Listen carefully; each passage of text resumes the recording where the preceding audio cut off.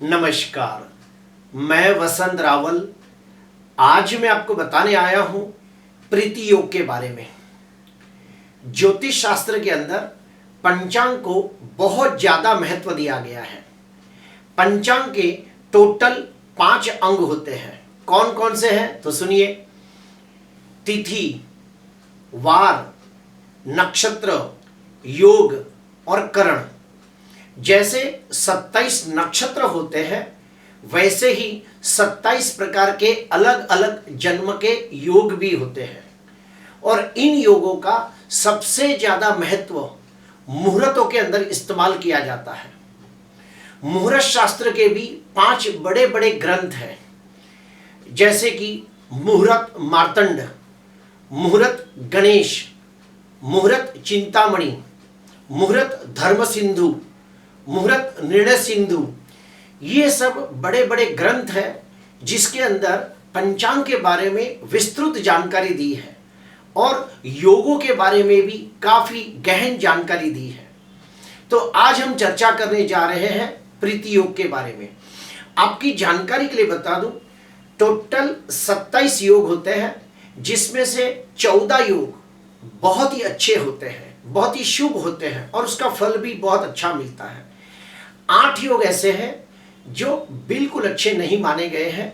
और अगर इन 8 योगों के अंदर कोई बच्चे का जन्म हो जाए तो एक अच्छा विद्वान ज्योतिषकार उन्हें सलाह देता है कि इस बच्चे के पैदा होते ही 1 साल के अंदर उस योग की शांति पूजा की जाए और जब बच्चा 15 साल का हो जाए तो ये पूजा को फिर से करनी चाहिए। और 5 योग ऐसे हैं जो मध्यम है। आइए पूरी डिटेल्स में हम लोग जानकारी हासिल करते हैं। टोटल 27 प्रकार के योग होते हैं। इन 27 प्रकार के योगों में सबसे पहले हम जानेंगे कौन कौन से 14 योग बहुत ही शुभ होते हैं। तो देखिए, प्रीति योग, आयुष्मान योग, सौभाग्य योग, शोभान योग, सुकर्मा योग, वृद्धि योग, वज्र योग, सिद्धि योग, शिव योग, सिद्ध योग, साध्य योग, शुभ योग, शुक्ल योग और ब्रह्मा योग। ये जो 14 प्रकार के शुभ योग है, अगर इसके अंदर किसी बच्चे का जन्म हो जाए तो उसे बहुत ही ज्यादा शुभ मानते हैं। और मुहूर्त शास्त्र के अंदर भी अगर ये योग हो तो आप कोई भी अच्छा कार्य कर सकते हैं। मैं आने वाले वीडियो में आपको बताऊंगा कि कौन से योग के अंदर कौन सा कार्य करना चाहिए, लेकिन इतना पक्का है कि ये सारे योग बहुत ही शुभ है। अभी हम लोग जानेंगे कि कौन से 8 योग बहुत ही खराब है। अगर इस योगों में जन्म हो जाए तो पैदा होते ही 1 साल के अंदर उसकी शांति पूजा करनी चाहिए और जब बच्चा 15 साल का हो जाए तो उसकी पूजा फिर से करनी चाहिए। वो 8 योग कौन से हैं तो सुनिए। विषकुंभ योग, अतिगंड योग, द्रुति योग, शूल योग, गंड योग, व्याघात योग, व्यतिपात योग और वैधृत योग। ये 8 योगों को बिल्कुल अच्छा नहीं माना गया है। इसके अंदर कोई बच्चे का जन्म हो जाए तो 1 साल में और 15 साल में उसकी शांति पूजा अवश्य करनी चाहिए। और बाकी के जो 5 योग है जो मध्यम है, ध्रुव योग, हर्षण योग, परीग योग, ये सब ऐन्द्र योग, ये मध्यम योग माने गए हैं। आज हम चर्चा करेंगे सिर्फ और सिर्फ प्रीति योग की। तो सबसे पहले हम लोग जानेंगे कि प्रीति योग के भगवान कौन है। तो प्रीति योग के भगवान है विष्णु, हमारे पालनहार। और प्रीति योग के ग्रहों में स्वामी कौन है, बुध। तो उन लोगों के ऊपर बुध का विशेष प्रभाव देखा गया है। अभी हम लोग जानेंगे कि प्रीति योग में जन्म लेने वाले व्यक्तियों का स्वभाव कैसा होता है, उनका व्यक्तित्व कैसा होता है, उनमें कौन सी खूबियां होती है, वो जानने का प्रयास करेंगे। तो सुनिए, जो भी व्यक्ति प्रीति योग में जन्म लेता है ऐसे व्यक्ति बहुत ही दयालु, उदार, सेवाभावी, परोपकारी होते हैं। प्रीति योग में जन्म लेने वाले व्यक्ति बहुत ही बुद्धिमान, गुणवान, विनम्र, विनयी, विवेकी और व्यवहार कुशल लोग होते हैं। ऐसे व्यक्ति रिश्तों की गरिमा को जानने वाले, रिश्तों को दिल से निभाने वाले, रिश्तों के प्रति सच्चे मन से समर्पण भाव रखने वाले, अपने रिश्तों को पूरी ईमानदारी, वफादारी, नीति से निभाने वाले सच्चे और अच्छे लोग होते हैं। मुहूर्त शास्त्र के अनुसार प्रीति योग के अंदर हमें कौन कौन से कार्य करने चाहिए वो भी मैं आपको बताना चाहता हूं। प्रीति योग के अंदर किसी से आप मित्रता करना चाहते हो तो बहुत ही अच्छा माना गया है। फिर से कहूंगा, किसी से मित्रता करनी हो तो प्रीति योग को बहुत अच्छा माना गया है। किसी के सामने अपने प्यार का इजहार करना हो तो भी प्रीति योग को सर्वश्रेष्ठ माना गया है।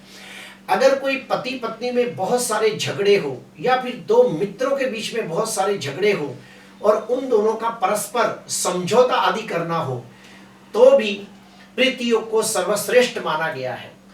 व्यापार के अंदर किसी के साथ पार्टनरशिप करना हो, किसी के साथ मेल मिलान करना हो, रूठे व्यक्ति को मनाना हो तो भी प्रीति योग को सर्वश्रेष्ठ माना गया है। प्रेमी से मनमुटाव हो गया हो तो उसके साथ भी समझौता करने के लिए प्रीति योग को बहुत अच्छा माना गया है। प्रिय दर्शकों, प्रीति योग को मुहूर्त शास्त्र के अंदर बहुत अच्छा माना गया है। किस प्रकार से? तो सुनो, विवाह योग हो और अगर उसके अंदर प्रीति योग आ जाए तो सोने पे सुहागा जैसा काम करता है। अगर कोई व्यक्ति प्रेम विवाह करना चाहता हो तो उसे प्रीति योग के अंदर विवाह करने से लाभ होता है। और अगर कोई व्यक्ति नए रिश्तों की शुरुआत करना चाहता है, मित्रता, प्रेम, पार्टनरशिप जैसे शुभ कार्य करते समय प्रीति योग को लेना चाहिए। अभी हम लोग जानेंगे कि जिसका भी प्रीति योग में जन्म हुआ है और अगर मान लो उसकी कुंडली के अंदर बुध स्वगृही मित्र क्षेत्री उच्च का होता हो तो और भी अच्छा है, सोने पे सुहागा जैसा फल देगा।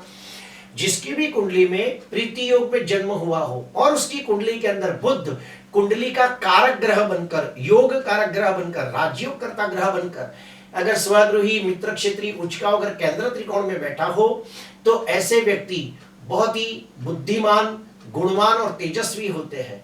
ऐसे व्यक्ति हंसमुखे, मनमौजी, जिंदादिल लोग होते हैं। ऐसे व्यक्ति समाज के अंदर मान, सम्मान, यश, जश, कीर्ति प्राप्त करते हैं। जहां भी जाते हैं सबका ध्यान अपनी ओर खींच लेते हैं, सबका मन मोह लेते हैं, लोगों के चहीते और लोकप्रिय बनते हैं। अपने जिंदादिल स्वभाव के वजह से लोगों में प्रचलित होते हैं और लोकप्रिय होते हैं। ऐसे व्यक्ति 32 साल के बाद जैसे जैसे उम्र बढ़ती है वैसे वैसे धनवान, यशवान, कीर्तिवान बनते हैं। अपनी बुद्धि से, अपनी मेहनत से, अपनी काबिलियत से शून्य में से सर्जन करने वाले, जीरो में से हीरो बनने वाले और अपने मन से जीने वाले लोग होते हैं। ऐसे व्यक्ति चाहे तो एक सफल व्यापारी बन सकते हैं। हाँ, इनकी सेल्समैनशिप बहुत अच्छी होती है और ये अपनी सेल्समैनशिप की वजह से कम समय के अंदर व्यापार के अंदर बहुत ही ऊंचाइयां प्राप्त करते हैं। अभी हम लोग ये भी जानेंगे कि जो भी व्यक्ति का जन्म प्रीति योग में हुआ हो और अगर उस व्यक्ति की कुंडली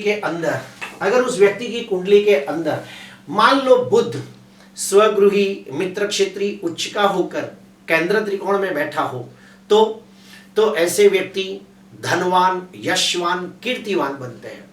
और जिसका भी जन्म प्रीति योग में हुआ हो और अगर उसकी कुंडली के अंदर बुध कुंडली का कारक ग्रह बनकर स्वगृही मित्र क्षेत्री उच्च का होकर केंद्र त्रिकोण में बैठा हो और उसके पर गुरु की दृष्टि पड़ जाए तो समझ जाना ऐसे व्यक्ति समाज के अंदर बहुत ही ऊंचा पद हासिल करते हैं। मान, सम्मान, पद, प्रतिष्ठा, यश, जश, कीर्ति प्राप्त करते हैं।